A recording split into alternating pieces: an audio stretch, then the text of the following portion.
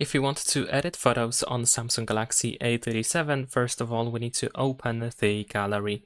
Once you open the gallery, you can simply choose the photo that you wish to edit. Then we're going to tap on this pen icon that we have at the bottom of the screen.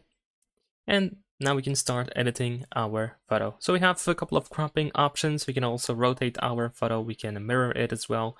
We can apply a filter if you wish to. You can also customize the filter a little bit. You can adjust the intensity of it. For example, we can adjust the light balance, brightness, exposure, and so on and so forth. We have a bunch of different parameters that we can use. We can also find the drawing option or markup options.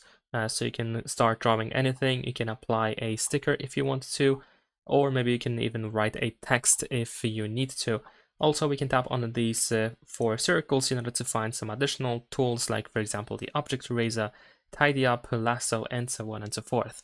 Now, if you want to save your photo, you have 2 options. You can either tap on save in the upper right corner, but this will overwrite the original photo. If you want to keep the original photo and save this edited photo separately, you want to tap on these 3 dots in the upper right corner and choose save copy instead.